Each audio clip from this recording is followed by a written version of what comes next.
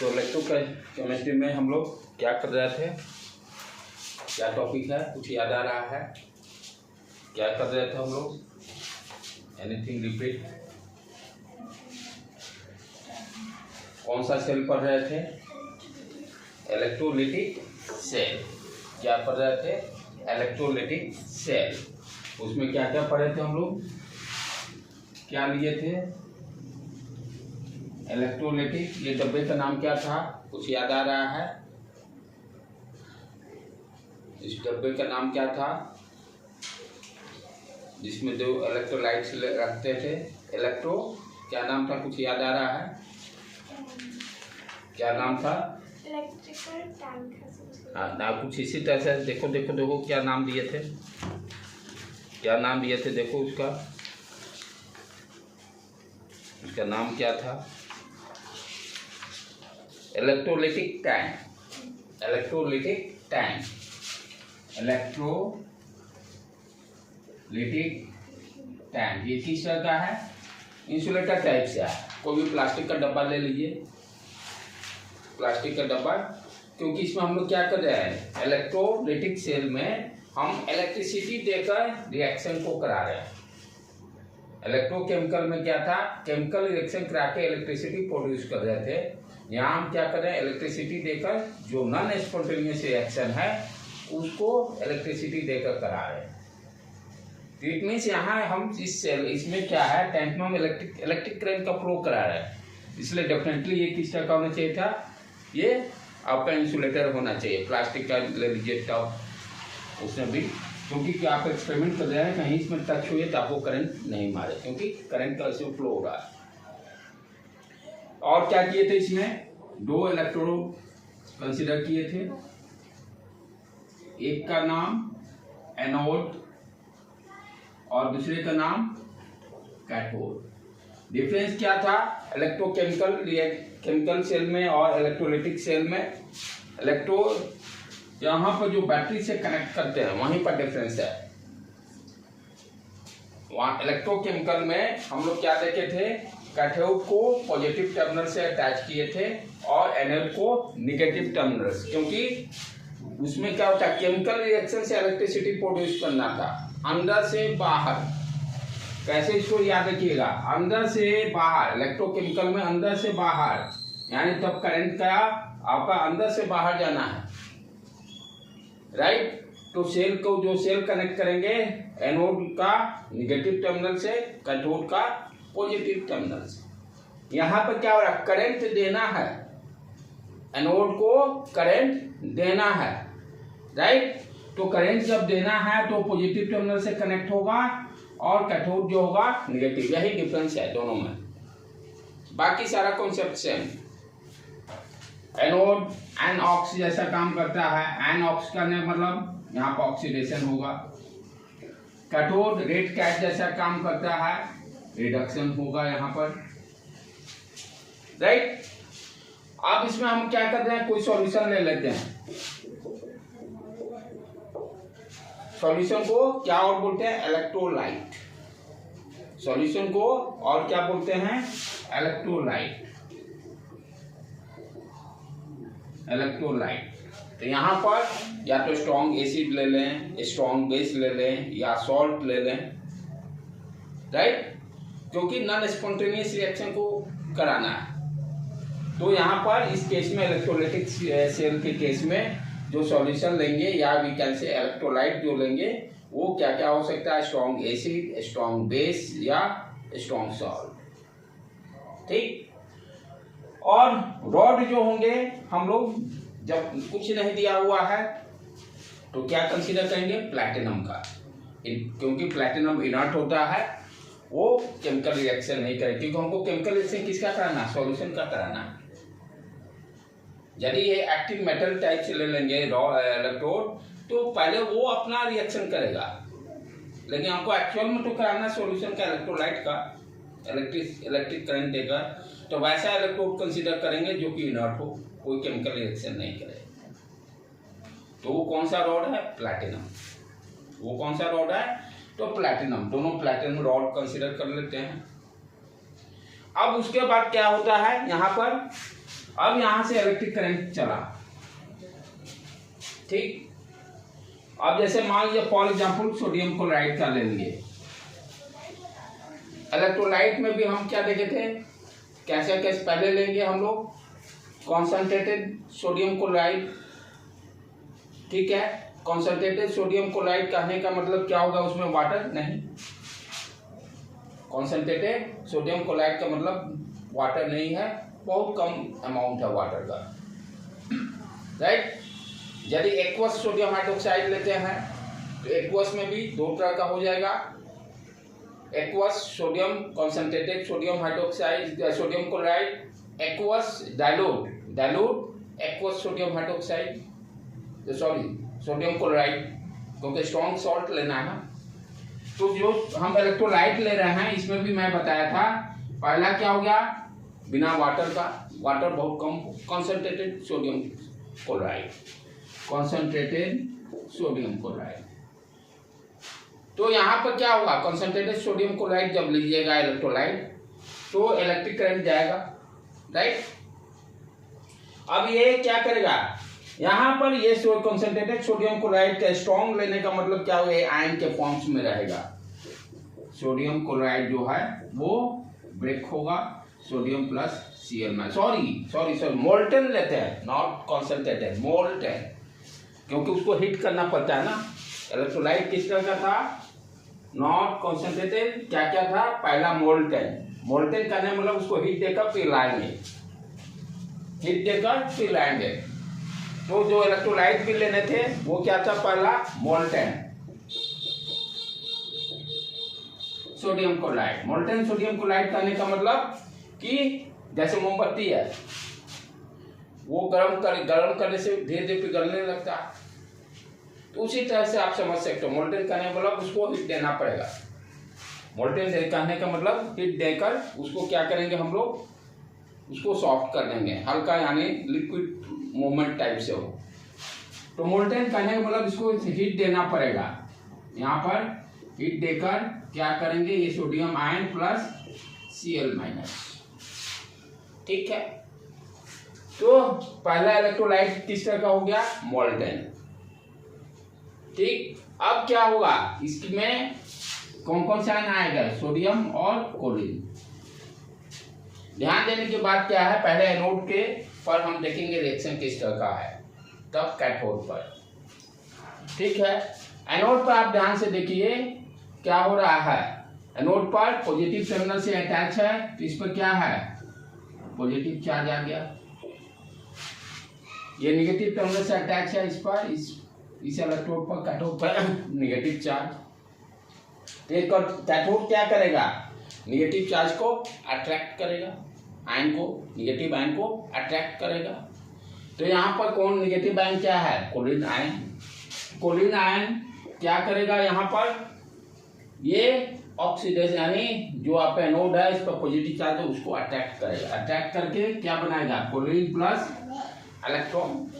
क्या यहाँ पर ऑक्सीडेशन हो रहा है कि नहीं हो रहा है, क्योंकि कॉन्सेप्ट क्या कर रहा है, एनोड पर ऑक्सीडेशन होना चाहिए, -1 से 0 ऑक्सीडेशन नंबर बढ़ गया, ऑक्सीडेशन हो रहा है, ट्रू स्टेटमेंट, राइट। ये स्टेबल नहीं रह सकता है क्योंकि Cl सिंगल स्टेबल नहीं रह सकता है, इसलिए इसको मॉलिक्यूल फॉर्म में कन्वर्ट करना होगा, तो ये Cl2 2Cl2।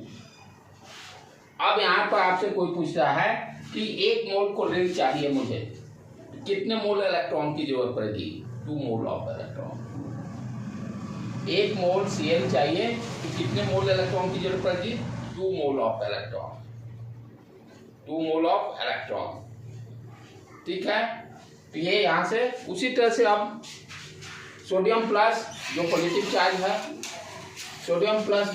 चार्ज है, ये क्या हुआ, नेगेटिव, कैथोड पे नेगेटिव चार्ज है वो अट्रैक्ट करेगा, तो कैथोड पे रिएक्शन क्या हो जाएगा, Na प्लस इलेक्ट्रॉन लेकर सोडियम में कन्वर्ट हो जाएगा, राइट। यहाँ पर क्या देख रहे हैं, रिडक्शन होना चाहिए, रिडक्शन हो रहा है कि नहीं हो रहा,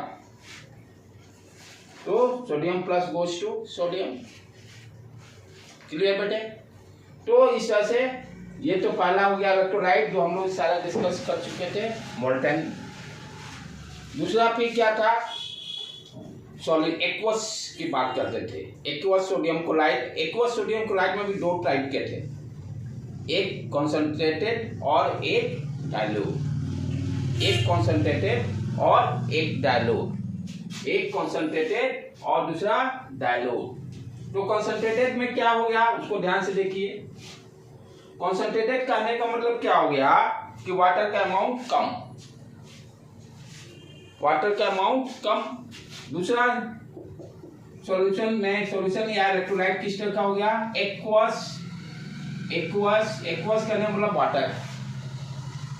मोल्टन कहने का मतलब हार्ड है, मोल्टन में उसको पिघलाना होगा, राइट। एक्वस कहीं भी लग जाएगा किसी भी कंपाउंड के साथ, तो व्हाट यू कैन से कि उसमें वाटर है, डिजॉल्व, वाटर में डिजॉल्व है।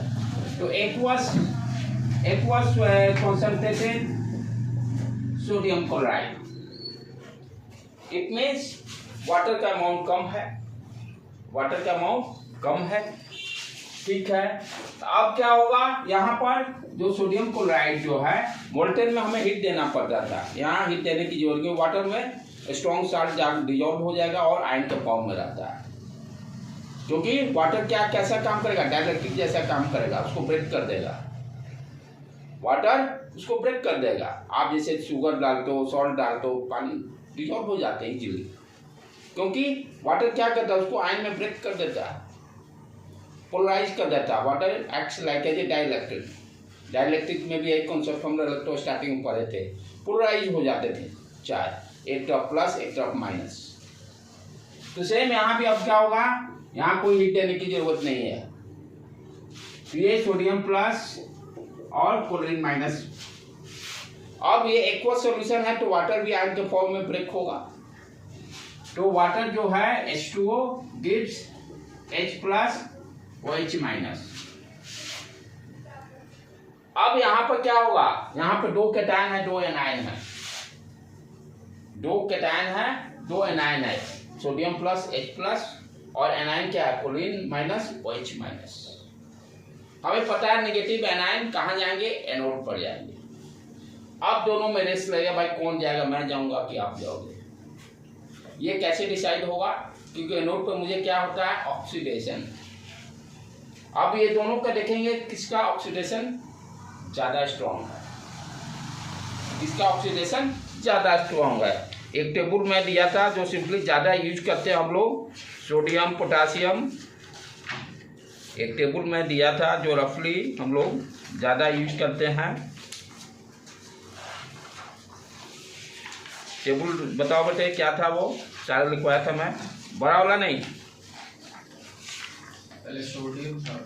हाँ सोडियम था, एक्टिव एलिमेंट, एक्टिव वाला होंगे, हाँ। सो लिथियम, लिथियम सबसे ज्यादा लिथियम और रिडक्शन पर, ये कौन सा टेबल है, इंक्रीजिंग ऑर्डर में standard reduction potential, increasing order में स्टैंडर्ड रिडक्शन पोटेंशियल। ऊपर पोटेशियम नहीं, सबसे ज्यादा लिथियम है, वो तो पहले दिन हम लोग डिस्कस किए थे, लिथियम का 3 पॉइंट समथिंग सबसे कम, सबसे कम, सबसे ज्यादा नहीं, सबसे कम लिथियम, दो ही रेंज है, लिथियम और फ्लोराइड, फ्लोरीन का, लिथियम सबसे ऊपर और फ्लोरीन सबसे नीचे, उसी के बीच में सारा है, मिडिल में हाइड्रोजन, हाँ मिडिल में हाइड्रोजन है। तो सबसे ऊपर लिथियम, सबसे कम। तो ये जो सीक्वेंस है क्या है, इंक्रीजिंग ऑर्डर में स्टैंडर्ड रिडक्शन पोटेंशियल, बढ़ते हुए क्रम में स्टैंडर्ड रिडक्शन पोटेंशियल। तो लिथियम आ गया, लिथियम के बाद था सोडियम, जो जेनेरिक प्रॉब्लम्स आते हैं, सोडियम, जिंक, आयरन, वाटर, फिर उसके बाद कॉपर, सिल्वर, फिर उसके बाद OH आयन, एथिकोलेन आयन, लास्ट बार Cl माइनस, OH माइनस, फिर नाइट्रेट, सल्फेट, नाइट्रेट भी है, NO3, सल्फेट, और उसके बाद लास्ट में क्लोरीन आयन, ठीक है। रफली मोस्टली यही प्रॉब्लम्स में यूज होते हैं, अदरवाइज दिया भी रहेगा प्रॉब्लम जो आपको लिस्ट से ये बात रहेगी। तो यहाँ पर हमने क्या देखा कि दो एनायन है और ये कहाँ जा रहा है, एनोड पर। तो एनोड पर क्या होता है ऑक्सीडेशन। तो Cl माइनस और H माइनस में हमें देखना होगा किसका ऑक्सीडेशन ज्यादा। तो ये तो नीचे जाते हुए SrP इंक्रीज कर रहा है, नीचे से ऊपर जाएंगे तो ऑक्सीडेशन नंबर बढ़ेगा। तो ऑक्सीडेशन नंबर सबसे ज्यादा ये दोनों में कंपेयर करना होगा Cl और OH माइनस, तो Cl का ज्यादा है OH से, तो Cl बाजी मार गया एनोड पर जाने के लिए। ठीक है, तो पहले ये ध्यान देना इस चैप्टर में एनोड वाले को पहले लिखेंगे, एनोड का हम सबसे पहले करेंगे, तब कैथोड का बात करेंगे। सबसे पहले एनोड तब कैथोड, इससे बहुत आगे प्रॉब्लम सॉल्व करने में आसानी मिलती है। ठीक है, तो एनोड पे क्या हो गया Cl minus goes to Cl और इलेक्ट्रॉन निकल गया, ऑक्सीडेशन भी हो गया। सिंगल एग्जिस्ट नहीं करता है तो 2 से मल्टीप्लाई किए, 2 से आप मल्टीप्लाई किए, तो एनोड का तो काम हो गया। और ये गैस के फॉर्म में निकलेगा, Cl2 गैस है ना, Cl2 गैस है। ठीक है, दूसरा फिर हम देखें कैटायन। कैटायन कहाँ जाएंगे, कैथोड पर जाएंगे। अब सोडियम प्लस और H प्लस में देखेंगे किसका है, क्योंकि वहां रिडक्शन हो रहा है, तो हम क्या देखेंगे किसका रिडक्शन, स्टैंडर्ड रिडक्शन पोटेंशियल ज्यादा। तो हाइड्रोजन का 0 होता है सबसे ज्यादा लिस्ट में देखिए, तो इट मींस कैथोड पे क्या जाएगा हाइड्रोजन प्लस, कैथोड पे क्या जाएगा हाइड्रोजन प्लस, कैथोड पर hydrogen plus H plus goes two electron लेकर, क्योंकि रिडक्शन करेगा H बनाएगा, सिंगल एग्जिस्ट नहीं करेगा, H2 कर देंगे, 2 काम खत्म। राइट, तो यदि ये दोनों का कंबाइन करें हम लोग तो क्या मिल रहा है मुझे, ध्यान से देखो 2H, ये Cl माइनस है ना, Cl माइनस Cl2, हाँ ठीक है, चलो 2Cl माइनस 2H प्लस, ये 2 उड़ गया, Cl2 गैस निकलेगा प्लस H2 गैस निकलेगा। Cl माइनस कहने का मतलब सोडियम प्लस तो रहेगा ही। हाँ, ध्यान देने की बात देखिए, सोडियम का कोई कहीं यूज नहीं आया, सोडियम प्लस। अच्छा, दूसरा और क्या यूज में नहीं आया मेरा, OH माइनस भी यूज में नहीं आया, OH माइनस। लेकिन इधर आयन का फॉर्मेट ये रहेगा, इधर सोडियम Na प्लस, राइट, और H प्लस का मतलब ये तो H2O रहेगा ना, एक्चुअल में ये क्या है H2O है, ये 2H प्लस बनाया और ऑक्सीजन OH लाइक दैट। ठीक है, तो इधर क्या बन जाएगा, ये सोडियम और OH दोनों कंबाइंड होकर क्या दे देंगे, सोडियम हाइड्रोक्साइड। राइट, तो प्रोडक्ट में क्या बन रहा है, क्लोरीन गैस, H2 गैस और सोडियम हाइड्रोक्साइड। यहाँ सबसे इंपॉर्टेंट पॉइंट क्या है, ये क्वेश्चन पूछा जाता है कि सॉल्यूशन किस तरह का है। तो आप क्या देख रहे हो, रिएक्शन में बेस बन रहा है, तो बेसिक्स यानी इसका pH वैल्यू इंक्रीज करेगा, क्योंकि H जो आयन है वो यूज हो गया, number of H ion decrease होगा, तो number of H ion decrease होने का मतलब pH के वैल्यू 7 से ज्यादा।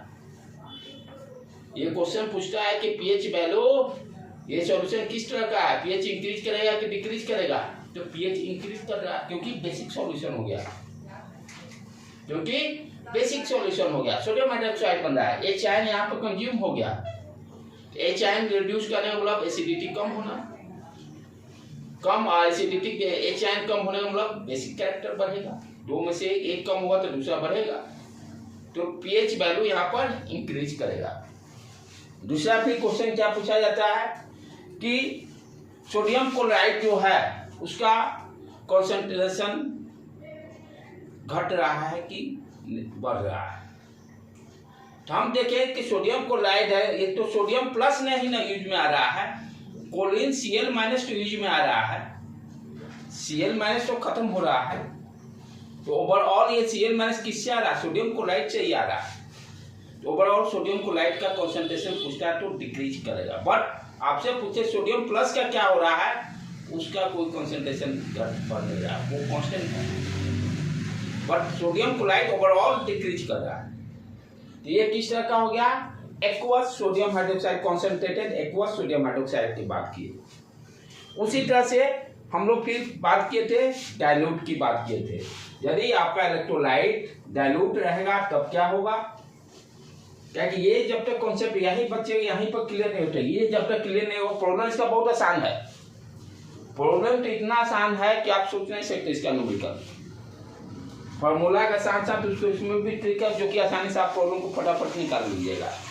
लेकिन ये कॉन्सेप्ट को समझना बहुत ही इंपॉर्टेंट है। अब दूसरा किस तरह का हो गया मेरा electrolyte dilute aqueous sodium hydroxide sodium chloride dilute है।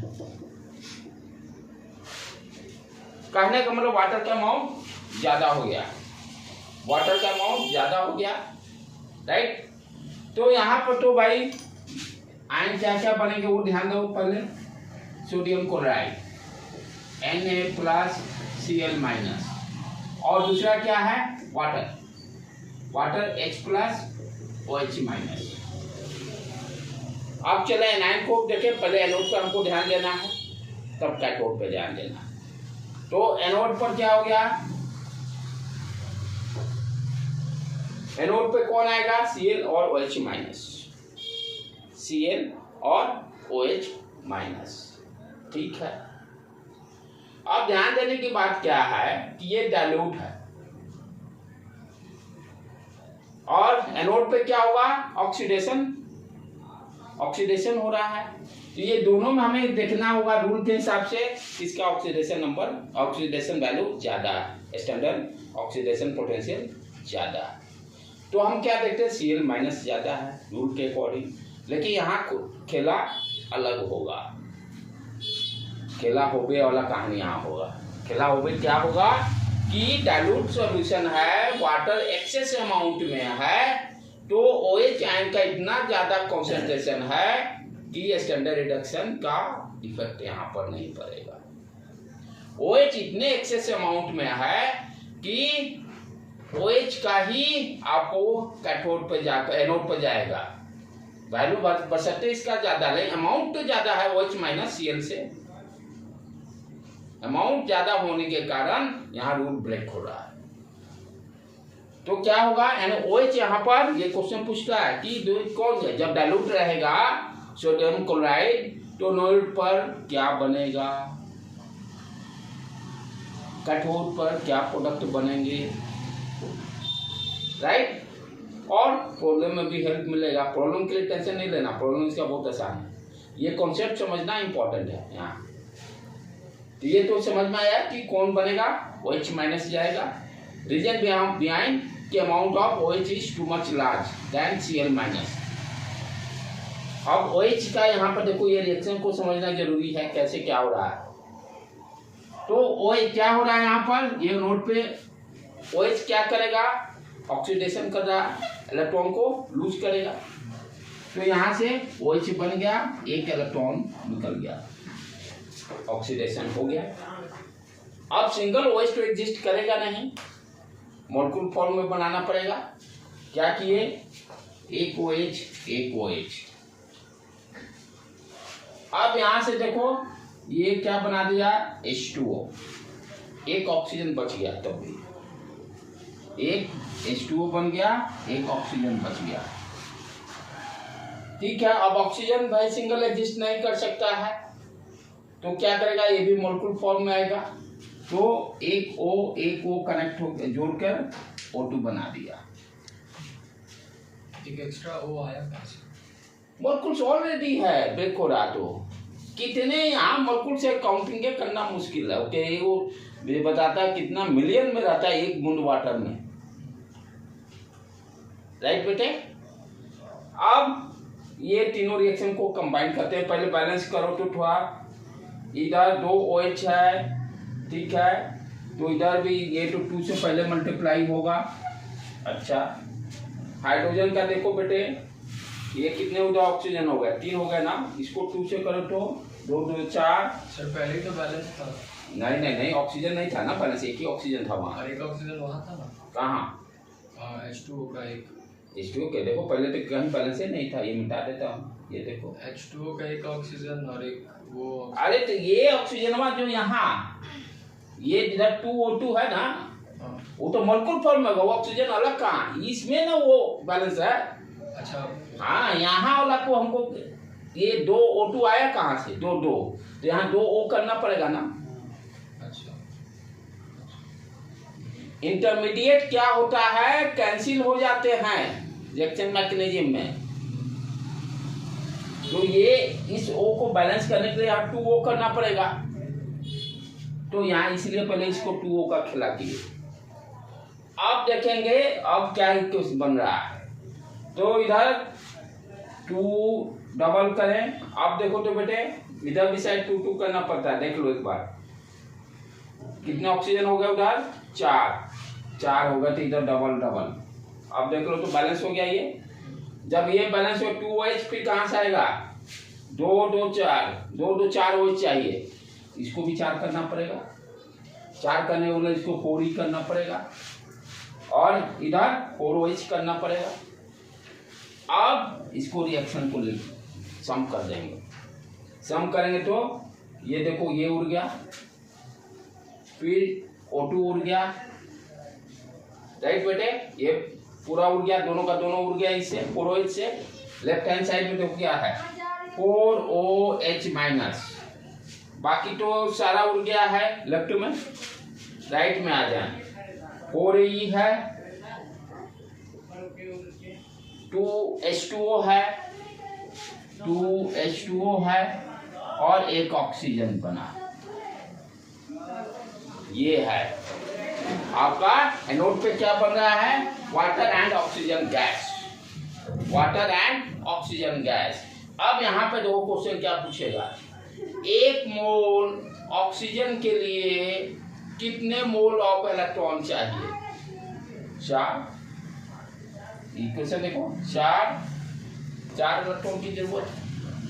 1 मोल वाटर के लिए, 1 मोल ऑक्सीजन का मतलब 16 दूनी 32 ग्राम, 1 मोल H2O का मतलब 18 ग्राम। 1 मोल H2O, यहाँ 2 मोल है, 2 मोल H2O मिल रहा है 4 से, तो 1 मोल 2 इलेक्ट्रॉन से। ये सब की जरूरत पड़ेगी प्रॉब्लम को सॉल्व करने में। प्रॉब्लम की टेंशन नहीं लेना, यहाँ पहले समझ लो, क्योंकि ये जो क्वेश्चन पूछेगा ना, ये यदि नहीं बच्चे समझेंगे तो मेडिकल के लिए सब तो बहुत इम्पोर्टेंट है, छोटा छोटा चीज। मेंस के लिए भी इम्पोर्टेंट छोटा है। आईटी का इसका क्वेश्चन देखिएगा, सारे इसी कॉन्सेप्ट पर हैं, बनाएंगे आज इसको प्रॉब्लम को, तो आपको देखिए समझ में, इसको पहले समझ लिया तब देखिए आईटी का प्रॉब्लम कुछ है ही नहीं। कोई भी है, आईटी हो नीट हो, आपको टॉपिक क्लियर है तो प्रॉब्लम सॉल्व करना बहुत आसान, नहीं क्लियर है तो टफ है। ठीक है बेटे, तो ये काम कहाँ पर हो गया, अभी एनोड पर हो गया खेला। अब कैथोड की बात देखिए, कैथोड पर कौन है भाई, सोडियम प्लस H प्लस, यहाँ कुछ तो सोडियम प्लस H प्लस है, तो हम देखते हैं सोडियम यहाँ पे क्या होना है, रिडक्शन।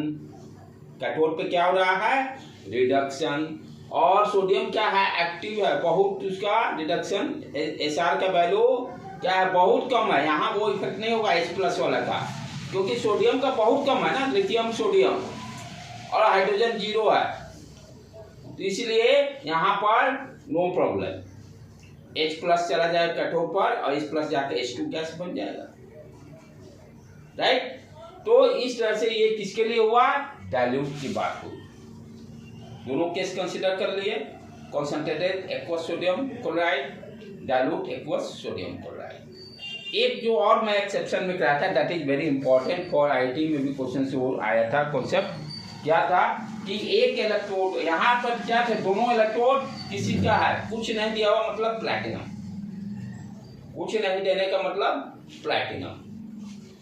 थर्ड जो केस लेंगे, दैट इज एक्सेप्शनल केस, जो कि कॉम्पिटिटिव एग्जाम में पूछता है। कॉम्पिटिटिव एग्जाम वैसा ही पूछेगा, जो एक्सेप्शनल जो होगा वो तो खास करके, ये तो कॉमन हो गया, ये सारे बच्चे जिसको कंप्लीट करना उसको पढ़ना ही है, कोई उपाय ही नहीं है, निकालना है तो इसको समझना ही पड़ेगा। अब एक और केस क्या था कि एक इलेक्ट्रोड जो था ये प्लैटिनम का नहीं बनाकर ये किसका ले लिया था, मरकरी का, और सॉल्यूशन इलेक्ट्रोलाइट कौन सा लिया था, सोडियम क्लोराइड ही, इलेक्ट्रोलाइट कौन सा दिया था? Sodium chloride. यहाँ पर क्या बनता है? अमलगम। मरकरी का प्रॉपर्टी क्या है? सोडियम से तुरंत फास्ट रिएक्शन करता है, सोडियम NaHG बनाता है, सोडियम को अमलगम बोलते हैं, राइट। इसलिए ये एक्सेप्शनल केस यहाँ पर है कि सोडियम क्लोराइड ले लिए, एक्वस लीजिए, कॉन्सेंट्रेटेड ले लीजिए, कोई भी लिए कोई असर नहीं पड़ने वाला है। कैथोड पे जो होना है खिला होना है। डाइल्यूट सोडियम क्लोराइड ले लीजिए, एक्वस कॉन्सेंट्रेटेड लीजिए, लेकिन असली जो खिला होना है आपका कैथोड पर। तो क्या लिए? एक इलेक्ट्रोड ले लिया मरकरी, दूसरा प्लैटिनम का ही। तो कोई भी सॉल्यूशन लीजिए, कॉन्सेंट्रेटेड मान लीजिए ले लिया आप sodium chloride for example, aqueous लीजिएगा, जो भी लीजिए कोई अंतर नहीं पड़ता। मोल्टन लीजिएगा तो हीट करना पड़ेगा, बाकी मोल्टन यदि एक्वस लीजिएगा तो आयन अपने में टूट जाएंगे वाटर के कारण, ठीक है। तो क्या हुआ यहाँ पर? सोडियम क्लोराइड ब्रेक करके सोडियम प्लस बनाया, Cl माइनस, एक्वस सॉल्यूशन लिए हैं तो वाटर भी देगा, H प्लस OH माइनस। तो एनर्जी पर तो वही है, Cl चला जाएगा। कैथोड की कहानी देखें जो कि एक्सेप्शनल है। कैथोड में हम क्या देखते हैं? दोनों आयन N प्लस और H प्लस है। H प्लस अब वहां पर रिडक्शन होना है तो बाजी तो H प्लस मारना चाहिए, लेकिन क्या होता है यहाँ पर? सोडियम प्लस जो है रिडक्शन करके सोडियम बनाया और ये तुरंत H मरकरी से रिएक्ट करता है वेरी फास्ट। H प्लस को मौका ही नहीं देगा, उसको टाइम ही नहीं देगा कि तुम आके वहां पर रिडक्शन करोगे, राइट बेटे। जैसे पिज्जा मिल जाए, पिज्जा मिलते ही बच्चे टूट पड़ेंगे, हमको भाई थोड़ा सा ज्यादा दे दो। पिज्जा के मतलब प्याज की बात कर रहा हूँ, पिज्जा हट वाला की नहीं। तो पिज्जा का मतलब प्याज, प्याज में क्या हुआ? एक्चुअल पिज्जा हट ही है। मेरे भी बच्चे जब बोलते हैं पिज्जा लेके आइएगा तो हम बोले कितना प्याज लेके आना है, राइट। तो उसी तरह से यहाँ भी क्या है, अब कुछ बच्चे को आया कि ज्यादा एग्रेसिव होते हैं, क्या तुरंत आते पहले हमको मिलना चाहिए ज्यादा, तो सेम कहानी यहाँ भी वही हो रहा है। बाजी तो मारना चाहिए था H प्लस को, लेकिन सोडियम इतना ज्यादा एक्टिव है मरकरी के साथ कि सोडियम अमलगम बना देता है NaHG। ये एक्सेप्शन है, बहुत इस पे क्वेश्चन IIT में मेंस में पूछे हुए भी है, राइट। तो क्या करेगा ये सोडियम Hg से वेरी फास्ट रिएक्शन करके NaHG बनाएगा, इसी को सोडियम अमलगम भी बोलते हैं, राइट। ये था लास्ट, उसके यहाँ तक तो मैंने आप लोगों को बता चुका था सर। Hg का इलेक्ट्रोड लेने का कोई रीजन होता है? वो दिया हुआ रीजन क्या, ये अमलगम बनाना तो लेना पड़ेगा, अमलगम बनाना है तब लिया गया कि अमल उसका प्रॉपर्टी है, Hg मरकरी का प्रॉपर्टी है, सोडियम से फास्ट रिएक्शन करेगा। ये सारी चीजें क्या है, क्या लेना नहीं लेना आपकी रिक्वायरमेंट है पर डिपेंड करता है, आपकी रिक्वायरमेंट क्या है। अमलगम क्यों बनाना? इंडस्ट्री के लिए, हाँ इंडस्ट्री में उसका यूज है। ऑर्गेनिक केमिस्ट्री में भी हम लोग देखे थे, कहीं याद नहीं आ रहा है, वहाँ भी देखे अमलगम की बातें कर रहे थे। बायोलॉजी में भी कहीं कहीं देखते हैं यूज है इसका, राइट। अब जो नेक्स्ट जो पढ़ने वाले हैं इसका तो इतना यूज है कि समझिए कि पूरी दुनिया ही इस पर टिका हुआ है। अब जो पढ़ेंगे वो कॉन्सेप्ट जो है कमर्शियल पॉइंट ऑफ व्यू से बहुत ही इम्पोर्टेंट है, राइट। जनरली आजकल ज्वेलरीज जो बना पहनते हैं अब हम लोग, सब पर देखिए गोल्ड का लेयर चढ़ा हुआ। इम्प्योर वाले को प्योर में कन्वर्ट करना है, यही टेक्निक यूज करेंगे, अभी अब पढ़ेंगे उसी को। जिस चीज़ का लेयर चढ़ाना है वो आसानी से, ये सारे कहाँ पढ़ने हैं, इलेक्ट्रोलाइटिक सेल के अंदर ही। अब चले वो क्या कॉन्सेप्ट है उसको अंडरस्टैंड करें। तो अब क्या कर रहे हैं, अभी तक हमने क्या देखा कि प्लैटिनम इलेक्ट्रोड लिया, अब हम इलेक्ट्रोड एक्टिव मेटल का ले रहे हैं। किसका ले रहे हैं? एक्टिव मेटल का। अब क्या होगा, अब ये मान लो तो फॉर एग्जांपल हम सिल्वर का ले लिए या गोल्ड का ले लिए, कि जिसकी जरूरत जैसा लेयर चढ़ाना है उसका ले लें। ठीक है, मान लेते हैं सिल्वर का ले लेते हैं, सिल्वर का लेयर चढ़ाना है।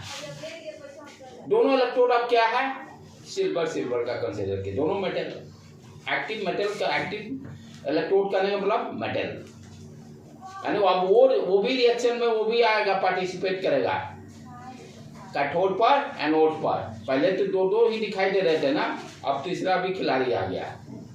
अब तीनों में देखेंगे कौन बाजी मारेगा, राइट। तो इलेक्ट्रोड किस तरह का ले लिए, एक्टिव इलेक्ट्रोड, एक्टिव करने मतलब कोई भी मेटल का, जैसी मेरी requirement commercial point of view से। जैसे अभी यार मेरे को सिल्वर की जरूरत है, मेरे पास इम्प्योर सिल्वर है, हम प्योर प्योरिटी करना चाह रहे हैं, तो ये this method is also useful कि इम्प्योर जो है मटेरियल उसको कैसे प्योर में कन्वर्ट करेंगे। या कोई लेयर चलाना है, इलेक्ट्रोप्लेटिंग, इलेक्ट्रोप्लेटिंग में भी क्या करते हैं, जैसा आपको लेयर चढ़ाना है उस तरह का इलेक्ट्रोड ले लीजिए, राइट। तो इसमें कॉन्सेप्ट क्या है समझने का, क्या हो रहा है कि उसको समझिए। तो सॉल्यूशन मान लीजिए, ठीक है, वही ले लिए सोडियम क्लोराइड, मैंने सॉल्यूशन ले लिया, राइट। अब कहिए सर सोडियम क्लोराइड ले रहे हैं, क्यों ले रहे हैं, एक्वा सोडियम क्लोराइड। आपको पता है, ये भी नॉलेज, यदि प्योर वाटर है इलेक्ट्रिसिटी कंडक्ट नहीं करता है, pure water bad conductor of electricity, इसीलिए क्या करते हैं, नमक मिला देते हैं। नमक यानी ये sodium plus chlorine ion electric current को फ्लो को मूव कराएगा। प्योर वाटर कभी भी इलेक्ट्रिसिटी प्रोड्यूस यानी उसमें फ्लो नहीं होगा, बैड कंडक्टर है इलेक्ट्रिसिटी का। हम क्या करते हैं, उसमें कोई सॉल्ट डाल देते हैं कि इलेक्ट्रिक करंट का फ्लो आसानी से होने लगे। तो इसीलिए यहाँ पर हम क्या करते हैं कि सोडियम क्लोराइड वाटर में एक्वा सोडियम क्लोराइड लेते हैं, जो रहेगा तो करंट क्यों देंगे, वो जाएगा नहीं, तो इसलिए सोडियम क्लोराइड ले लिए। ये भी एक कॉन्सेप्ट है अपना। तो अब क्या हो रहा है यहाँ पर, चले पहले एनोड पर ध्यान दें, एनोड पर ध्यान दें। तो एनोड पर क्या क्या हो रहा है, पहले तो ये सोडियम क्लोराइड था, चलो इसके ऊपर सोडियम क्लोराइड वाला को लिख लेते हैं, इसको क्यों करें हम, Na प्लस दे Cl माइनस दे दिया, ठीक है। एक्वा सॉल्यूशन लेंगे तो वाटर भी रहेगा भाई, वाटर भी H प्लस दे दिया और OH माइनस दे दिया। अब एनोड पे क्या होगा, Na कौन जाएगा, एनाइन जाएंगे, Cl माइनस OH माइनस, और दूसरा खिलाड़ी सिल्वर भी आ गया, तीसरा खिलाड़ी अब सिल्वर भी आ गया, क्योंकि वो भी एक्टिव है, वो भी करेगा। तीनों में देखेंगे किसका ऑक्सीडेशन, स्टैंडर्ड ऑक्सीडेशन पोटेंशियल ज्यादा, वही बाजी मारेगा। अब चार्ट में देखिए, नीचे से ऊपर जाएंगे ऑक्सीडेशन नंबर, ऑक्सीडेशन पोटेंशियल बढ़ेगा, नीचे से ऊपर जाएंगे ऑक्सीडेशन पोटेंशियल बढ़ेगा। देखो तो बेटे सिल्वर ज्यादा, इसका मतलब सिल्वर बाजी मार गया, सिल्वर बाजी मार गया। तो यहाँ पर क्या होगा, सिल्वर का ऑक्सीडेशन होगा, सिल्वर का ऑक्सीडेशन होगा। अब सिल्वर का ऑक्सीडेशन होने का मतलब क्या हो गया, यहाँ तो है सिल्वर, तो ऑक्सीडेशन नंबर है silver goes to silver plus, तभी ना ऑक्सीडेशन नंबर बढ़ा। ये आयन फॉर्म में थे तब ना वो इलेक्ट्रॉन लूज करते थे, ठीक है। यहाँ सिल्वर है तो सिल्वर कैसे जाएगा, सिल्वर प्लस, और ये इलेक्ट्रॉन छोड़ दिए।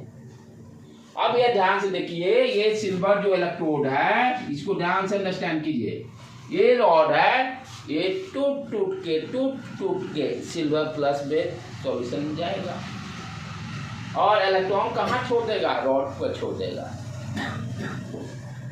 क्या हुआ?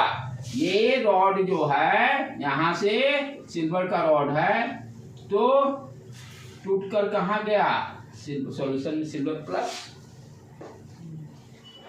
और इलेक्ट्रॉन ये रॉड पे इधर गया, ये इलेक्ट्रॉन इधर गया, तभी ना करंट का अपोजिट डायरेक्शन है।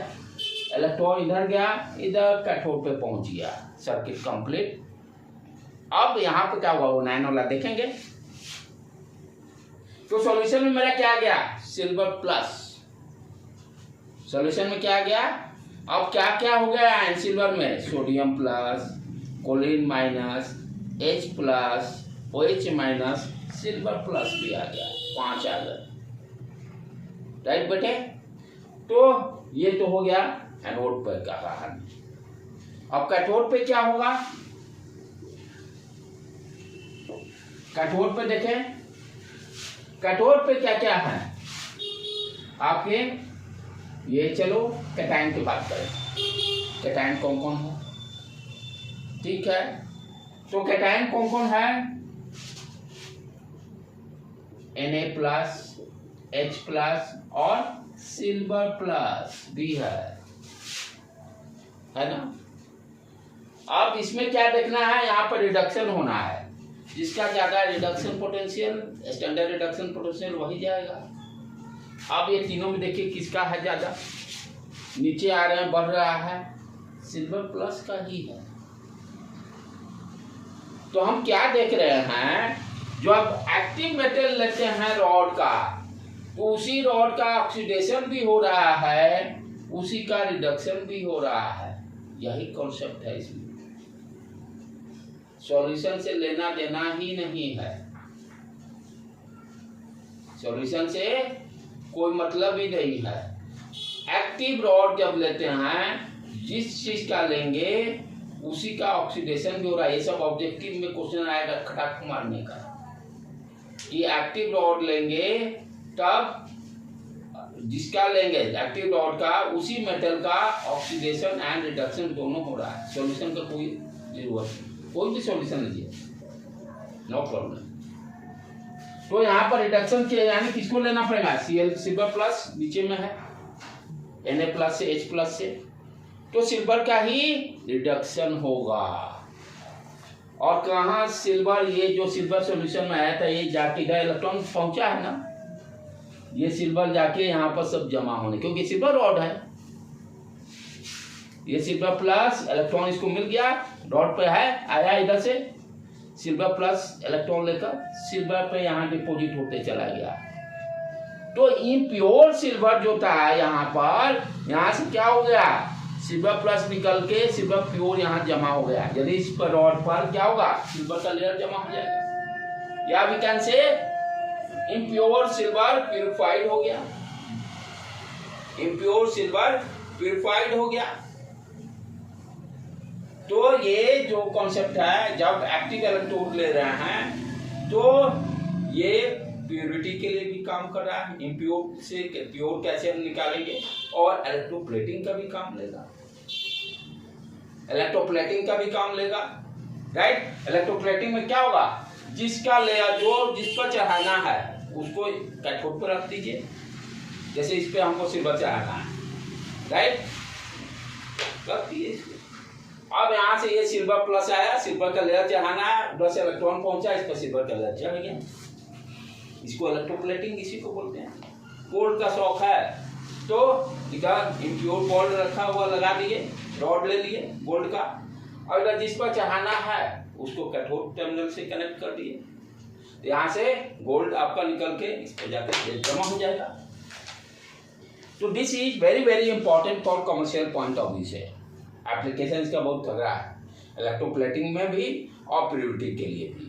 और खास क्या देख रहे हैं हम लोग पूरे रिएक्शन में? जिस तरह का रॉड उसी का ऑक्सीडेशन, उसी का रिडक्शन हो रहा है। वेरी वेरी इंपॉर्टेंट, राइट बेटे? तो ये समझ में आ गया। ये इतना ही काफी है, सारे लगभग इसमें हम लोग कर लिए। अब अपना काम बहुत आसान है। न्यूमेरिकल इज वेरी वेरी बहुत आसान है, न्यूमेरिकल का ज़्यादा कुछ है नहीं, लेकिन यही चीज़ें जो समझना यही बहुत ही इम्पोर्टेंट था, राइट। तो सॉल्यूशन कहाँ से स्टार्ट किया, मोल्टन पहले लिए, इलेक्ट्रोलाइट, और कोई किस तरह का लेना है, स्ट्रॉन्ग एसिड लीजिए, स्ट्रॉन्ग बेस लीजिए, स्ट्रॉन्ग सॉल्ट लीजिए। मोल्टन लिए, देखिए क्या बना, ये सारे ऑब्जेक्टिव्स में क्वेश्चन आएंगे। फिर उसके बाद मोल्टन के बाद हम लोग एक्वस सॉल्यूशन लिए, कॉन्सेंट्रेटेड सोडियम हाइड्रोक्साइड लिए, तब देखिए क्या प्रोडक्ट बन रहा है, कैथोड, और हमेशा एनोड से चालू करना है, तब कैथोड के रिएक्शन को देखना है। फिर डाइल्यूट का देखे, फिर एक जो एक्सेप्शन था जो आपका मर्करी लिए कैथोड, और लास्ट एक्टिव एलिमेंट लेने पर, एक्टिव कोई भी रॉड ले लेंगे तब क्या देख रहे हैं, उसी का ऑक्सीडेशन, उसी का रिडक्शन हो रहा है, और ये बाय इलेक्ट्रोप्लेटिंग में, प्यूरिटी में ये इसका ठीक है। इतना ये सारा कंप्लीट हो गया। अब चलें, अब जो इसका न्यूमेरिकल पार्ट है वो तो ज़्यादा टफ नहीं है, लेकिन दो लॉ पर आधारित है जिसको कि फैराडे लॉ बोलते हैं। आसान है, ज़्यादा मुश्किल नहीं है। लॉ को भी यूज करेंगे, और उसमें ट्रिक, वो लॉ का जो फॉर्मूला है बेसिकली यूनिटरी मेथड से भी आया, जो अभी पढ़े हैं उसका वहाँ पर यूज सारा। फटाफट प्रॉब्लम इसका बहुत आसान है, ठीक है। चले चालू करें उसको बेटे, 10 मिनट 15 मिनट उस पर भी कर लें अभी। आज तो हम लोग प्रीवियस रिवीजन में ही रह गए।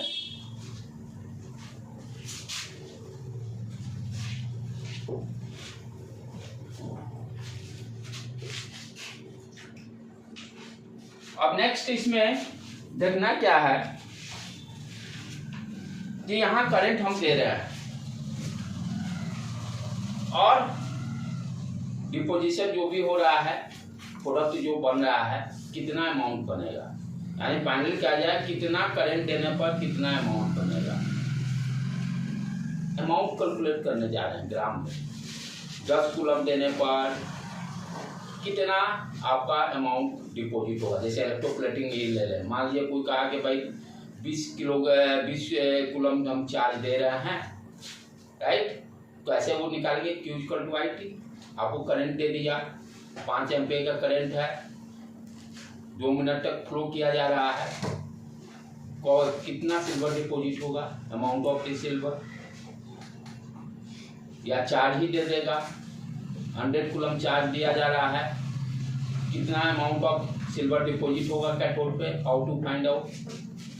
इसका इसी तरह, यानी इसमें करंट दिया रहेगा, करंट टाइम देगा, वहां से चार्ज कैलकुलेट कर लीजिए Q equal to IT formula को यूज करके, राइट। चार्ज आपको मालूम है तो मास आराम से कैलकुलेट कर सकते हैं। ये कहां से मिलेगा, फैराडे लॉ से।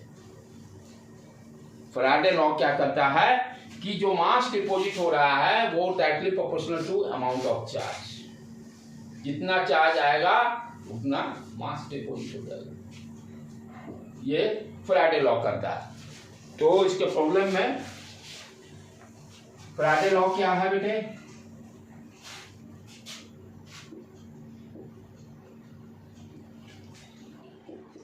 फैराडे लॉ क्या कर रहा है, the mass of substances deposit और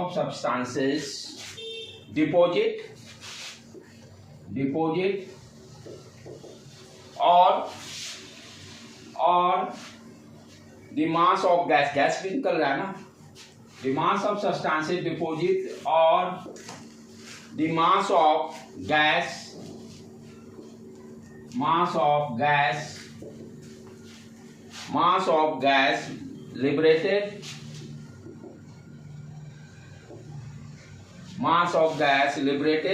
at particular electrode, either cathode या एनोड, किसी पे निकल रहा है, right.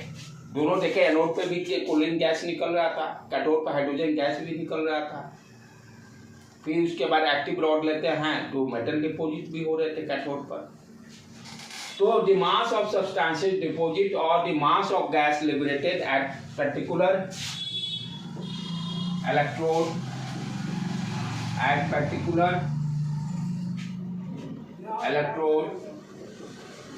at particular electrode is directly proportional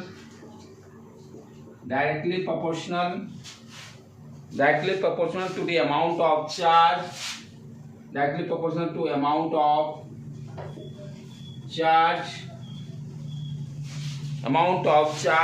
passing through electrolyte. passing through यानी सॉल्यूशन से कितना चार्ज पास कर रहा है. passing through electrolyte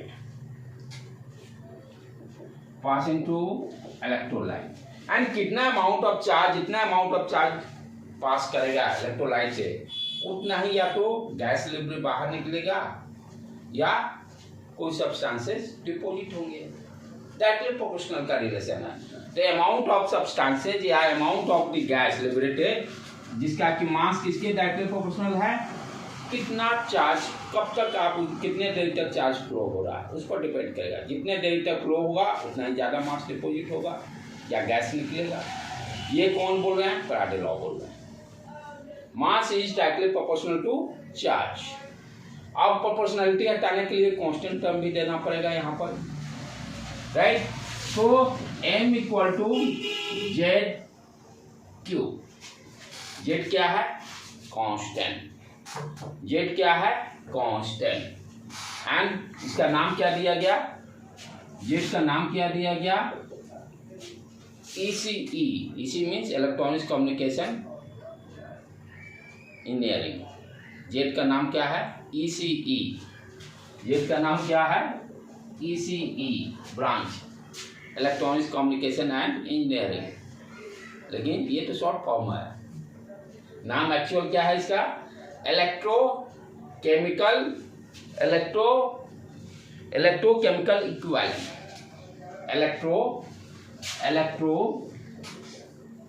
electrochemical equivalent. ये क्या है? Electrochemical equivalent, ECE. अब ये ECE निकालेंगे कैसे? एक था ECG, जिसको तो हम लोग कंप्यूटर पर पता कर लेते थे हार्ट बीट का ग्राफ क्या है. ये ECE कहाँ से निकलेगा?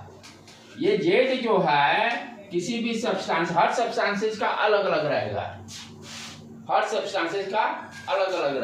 How to find out Z? Z equal to जिस सब्सटेंसेस का निकालना रहेगा, ठीक है, उसका इक्विवेलेंट वेट. हम लोग 11th में पढ़े थे इक्विवेलेंट वेट निकालने का किसी भी एलिमेंट का. जैसे कॉपर का निकालना है इक्विवेलेंट वेट, तो क्या देखेंगे? 1 मोल में कितना होता है कॉपर? 63.5 डिवाइडेड बाय वैलेंसी, यानी copper plus 2 goes to copper कितने हैं? 2 इलेक्ट्रॉन, 2 वैलेंसी. इक्विवेलेंट वेट जो नॉर्मलिटी में है, कॉपर का equivalency 63.5 divided by 2. Normality molarity में रिलेशन जो था वहां पर इक्विवेलेंट वेट की कॉन्सेप्ट का जरूरत था. ये क्या होगा? Equivalent weight divided by x valency ले सकते हैं. यहाँ पर क्या लेंगे? जैसे कॉपर प्लस 2 है, कितने इलेक्ट्रॉन ट्रांसफर करके कॉपर में कन्वर्ट हुआ. H प्लस कितने इलेक्ट्रॉन ट्रांसफर करके H2 बना रहा है. Cl कितने इलेक्ट्रॉन ट्रांसफर करके Cl2 बना रहा है, राइट बेटे. तो वो क्या हो जाएगा? X. तो Z क्या हो गया? ECE, electrochemical equivalent. And how to find out? Equivalent weight divided by X. X क्या हो गया? वैलेंसी भी होता है. फिर और अनदर वे बेसिसिटी, एसिडिटी से भी हम इसको लिखते हैं. यहाँ पर क्या जरूरत है? यहाँ पर क्या हमारा X है? कितना इलेक्ट्रॉन ट्रांसफर होकर ऑक्सीडेशन और रिडक्शन कर रहा है. यानी कॉपर प्लस 2 कितने इलेक्ट्रॉन ट्रांसफर गेन करके कॉपर में कन्वर्ट हो रहा है? 2 इलेक्ट्रॉन. Cl में जाने में 1 इलेक्ट्रॉन लूज कर रहा है, तो वो X का वैल्यू हो जाएगा, राइट. तो आप आसानी से निकाल सकते हैं एम इक्वल टू क्या हो गया, जेड क्यू की जगह आई टी भी हम लिख सकते हैं, Q equal to I T branch नहीं, राइट। इंफॉर्मेशन टेक्नोलॉजी ब्रांच भी चालू हुआ था लेकिन उतना बूम किया नहीं। 10 साल 15 साल जब स्टार्ट हुआ था 2-3 साल लगे कि कंप्यूटर का से भी ऊपर चला गया था आईटी में, इंफॉर्मेशन टेक्नोलॉजी में, लेकिन उसके बाद वो ज़्यादा सक्सेसफुल नहीं रहा, क्योंकि सारे कंप्यूटर और नाम तोड़ के उसके ब्रांच निकल थोड़े बूम कर जाएगा, पॉसिबल नहीं है। तो इस तरह से हम मास को कैलकुलेट कर सकते हैं, ठीक है। तो ये क्या हो गया, अच्छा ये तो अभी तो ये 1 मिनट रुक जाओ, यहाँ कुछ गड़बड़ मैं किया हूँ, गड़बड़ हुआ है, ये तो जेड नहीं, अभी तो ये निकला है, 1 मिनट मिटाने दो, इसको मिटाने दो, यहाँ से गड़बड़ किया हूँ। ये जेड जो है इसी जो है E upon equivalent weight divided by F है, इक्विवेलेंट वेट में सिर्फ बताया निकालेंगे, E अपॉन एफ है, जेड क्या है, E अपॉन एफ क्या है, फराडे 1 फराडे बराबर कितना बताया था, 96500 कूलम, यानी 1 मोल इलेक्ट्रॉन का कितना चार्ज है, इसीलिए मैं 1 मोल इलेक्ट्रॉन की बार बार बातें कर रहा था, जैसे कर रहा था ना कि Cl2 गैस के लिए कितने मोल इलेक्ट्रॉन की जरूरत पड़ेगी, 2 मोल। 1 मोल इलेक्ट्रॉन का चार्ज कितना होगा, F जो है, F क्या है, फराडे हम लोग पहले भी किए, 1 मोल इलेक्ट्रॉन का चार्ज बताता है, 1 मोल इलेक्ट्रॉन, ये जो 96500 आया कैसे, किसका है वैल्यू, 1 मोल इलेक्ट्रॉन का चार्ज के क्या वैल्यू क्या है, 1 फराडे के बराबर। 1 मोल कहने का मतलब 6.023 10 to power 23, एक इलेक्ट्रॉन का charge into 1.6 into 10 to power -19, इसको मल्टीप्लाई कीजिएगा तो आ जाएगा 9655। अब आपसे जैसे पूछा जाए कि Cl2 गैस निकालने में कितने फराडे की जरूरत पड़ेगी, 2 मोल इलेक्ट्रॉन बोला था ना, 1 मोल इलेक्ट्रॉन बराबर 1 फराडे, 2 मोल इलेक्ट्रॉन का मतलब 2 फराडे इलेक्ट्रिसिटी की जरूरत पड़ेगी। ऑक्सीजन जो वाटर वाला में था, OH वाला में 1 मोल ऑक्सीजन के लिए कितने मोल ऑफ इलेक्ट्रॉन की जरूरत थी, 4, तो 4 फराडे की जरूरत पड़ेगी करंट चार्ज का अमाउंट, वो सारे इसी के लिए मैं बताया था। H2 गैस निकलने के लिए 1 मोल H2 गैस के लिए 2 मोल ऑफ इलेक्ट्रॉन की जरूरत थी, 2 मोल इलेक्ट्रॉन का मतलब 2 फराडे चार्ज की जरूरत पड़ेगी। क्या ये इलेक्ट्रॉन से लिंक्ड है, हाँ, तब वहां क्यों मैं बताया, इसी के लिए, ये एफ को निकालने के लिए, ये एफ का कितना हो, ये यहाँ पर तो एफ तो सीधे 96500 कर दोगे, उसकी अभी जरूरत पड़ेगी, देखना ये तो फॉर्मूला भी बता रहा हूँ, unitary method that is this best concept, वहां पर उसको यूज करेंगे, एक फॉर्मूला 10 के 10 रह जाएगा, लेकिन पढ़ना है, इसी फॉर्मूला का वो ट्रिक निकाला गया, फॉर्मूला को देखो, दोनों को कंपेयर करके मैं बताऊंगा कि कैसे वो जस्टिफाई हो रहा है। तो जेड क्या हो गया, E अपॉन एफ, E क्या है, इक्विवेलेंट वेट अभी बताया कैसे निकालेंगे, moles molar mass divided by x क्या हो गया, वैलेंसी, कितने इलेक्ट्रॉन ट्रांसफर होकर वो गैस बन रहा है या सब्सटेंस जो भी बन रहा है एनोड कैथोड पर, वहां से इक्विवेलेंट वेट निकाल लेंगे, ठीक है। तो फॉर्मूला अपना क्या आया, m equal to Z Q या m equal to Z I T, जेड निकालेंगे E अपॉन एफ से, f का वैल्यू क्या हो जाएगा 96500, क्लियर। ये है फैराडे लॉ का एक 2 लॉ दिए हैं, ये एक लॉ, इस पर आप थोड़ा सा स्लाइटली न्यूमेरिकल देख लें कि इसको फराडे में ना लिखो, हाँ इसको फराडे, हाँ, ये एक फराड यूनिट होता है, एक फॉर फराडे नहीं, फराड है, FARAD, फराड, F क्या है, फराड, गाय भागना नहीं है, बाकी जाइए कहाँ, फरार नहीं होना है, ठीक है। एक इस कॉन्सेप्ट पर एक तो फाइनली एक 1 लाइन क्या बोलेंगे, फैराडे फर्स्ट लॉ क्या कर रहा है कि भाई कितने अमाउंट ऑफ गैस या सब्सटेंसेस डिपॉजिट होंगे, वो कैसे मालूम चलेगा, अमाउंट ऑफ चार्ज, जितने अमाउंट ऑफ चार्ज ज्यादा उतने मास ज्यादा, m is directly proportional to q, m equal to Z Q, Z क्या हो गया, एसी हो गया, इलेक्ट्रोकेमिकल इक्विवेलेंट, और Z equal to E upon X, Z equal to E upon F. ठीक है, एक छोटा प्रॉब्लम कर लें इस पर।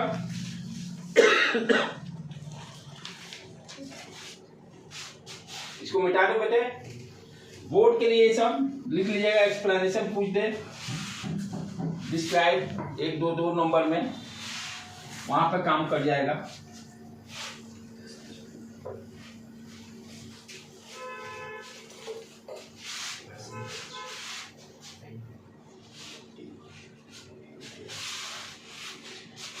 Find the amount of copper. Find the amount of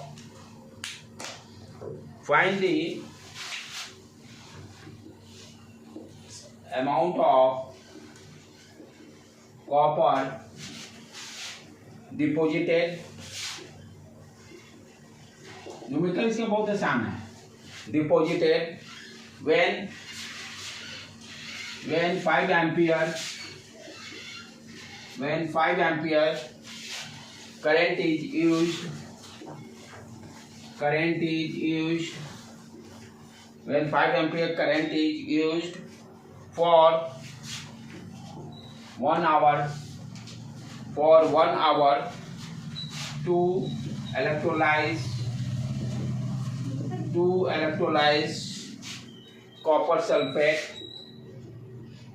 sulfate solution.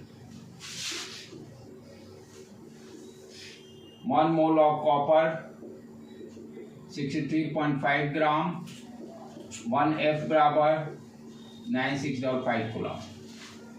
क्या दिया, find the amount of copper deposited when 5 ampere. कहने का मतलब ये रॉड बना दिए, सॉल्यूशन किस तरह का है, कॉपर सल्फेट का सॉल्यूशन है, और कैथोड पर कॉपर डिपोजिट हो रहा है। कैथोड पर कॉपर कितने देर करंट, क्या रिलेशन दे रहा है, 5 एम्पियर का करंट 1 घंटा तक फ्लो हो रहा है। हमें निकालना कितना अमाउंट ऑफ मास डिपोजिट होगा। फॉर्मूला क्या है, m equal to Z Q. यहाँ क्यू नहीं दिया हुआ है, करंट और टाइम के रिस्पेक्ट में दिया हुआ है, तो Q पहले निकाल लेंगे, Q equal to I T. Formula क्या था, M equal to Z, M is directly proportional to Q।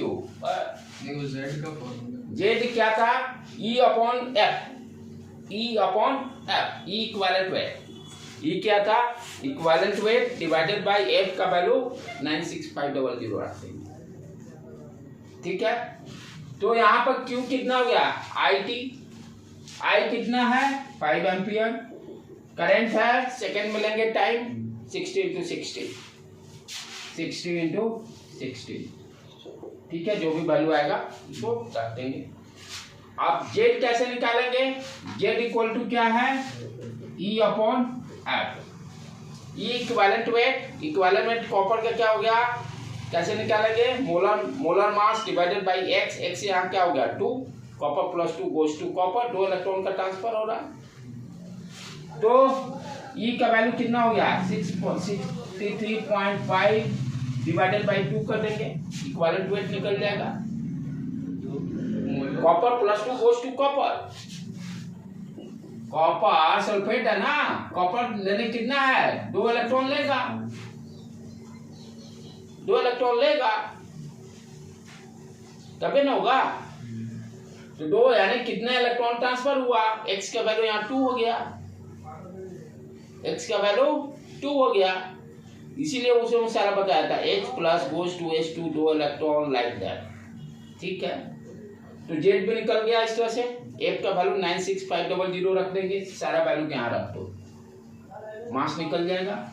M equal to Z कितना हो गया, 63.5 डिवाइडेड बाई 2, F 96500, और इधर Q का वैल्यू जो आया 560 इंटू 60। ठीक है, सारे कैलकुलेट कर देंगे, मास ग्राम में आ जाएगा। ठीक है, मैं अभी इसको यहीं पर छोड़ा। अब एक दूसरा छोटा गली रास्ता अपनाते हैं। ये तो हो गया फॉर्मूला से। बोर्ड एग्जाम के लिए भी परफेक्ट, बोर्ड में इसी तरह बनाइएगा। कंपटीशन के लिए देखें छोटा रास्ता, और वो हर जगह लागू हो जाएगा। ये तो कभी चकमा भी देगा, यहाँ चकमा किस लिए आएगा, ये कैलकुलेट करने में कई बच्चे फंस जाएंगे।